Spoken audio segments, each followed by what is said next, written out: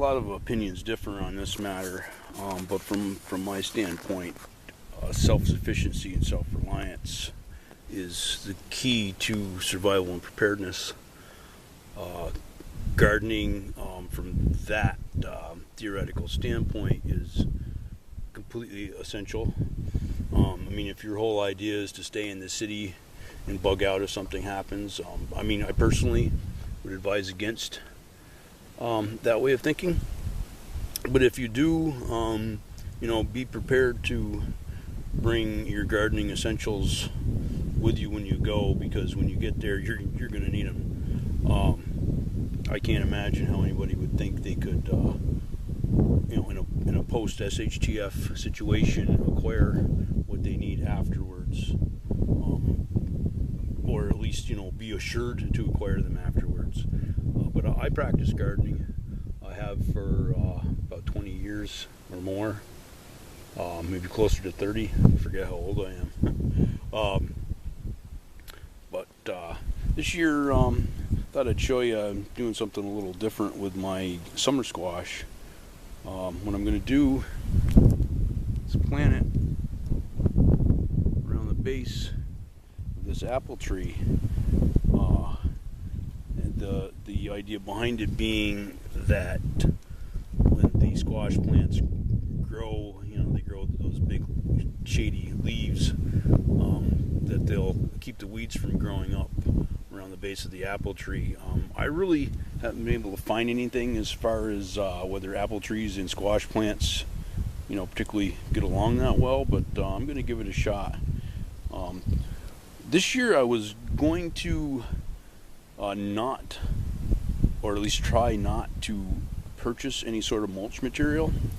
I was actually going to use this big pile of several-year-old hay that doesn't have viable seed, so I won't just be growing grass in my garden. But I had this paper mulch, which is a pretty good product if you're going to buy something. It only lasts 1 year. It biodegrades over winter. It's gone. And I can tell you, the black plastic mulch does not. I'm still digging up black plastic mulch from the previous owners who did commercial gardening here.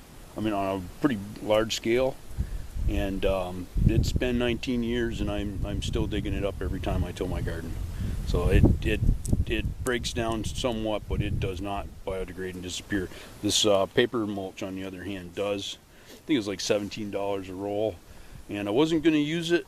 I was just going to use the hay, but poking around in the shed, I found a roll and a half that I had left over, so I figure I might as well go ahead and use it. And here's a good spot right here.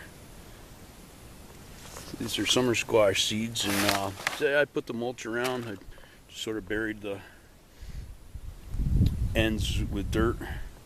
So I'm going to put 4 hills, 1, 2, and then 2 in the back. I'm going to put 4 seeds per hill. Usually I put 3. 3 is kind of standard, but I've got plenty of seed. Plus I've got plenty of seed I'll have left over this year if I have to plant next year and can't acquire seed for whatever reason. I'm all set.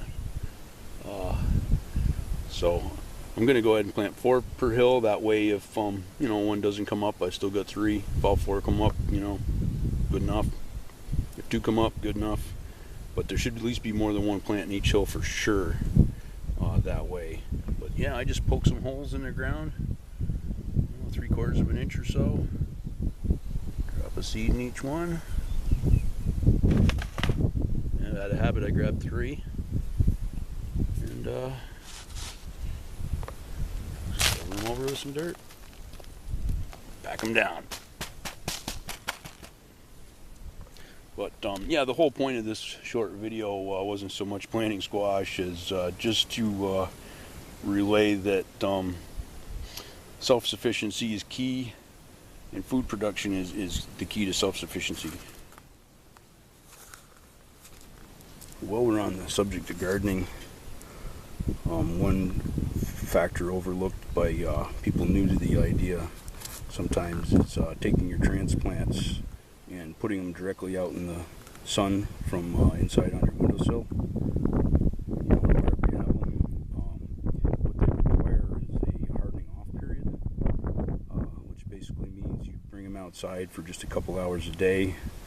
Not at the peak of the heat of the day, in the morning or in the evening, for probably a couple of weeks prior to setting them out, and that's a process known as hardening off.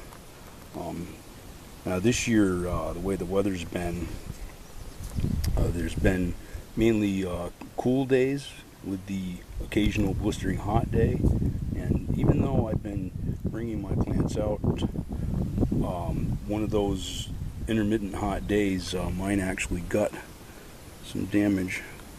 That's what it looks like. But if you were to just take your transplants from inside and stick them out in the ground, there's a good chance that they'll get that. Basically, they turn kind of a white and crispy, and they basically just burn right up on you.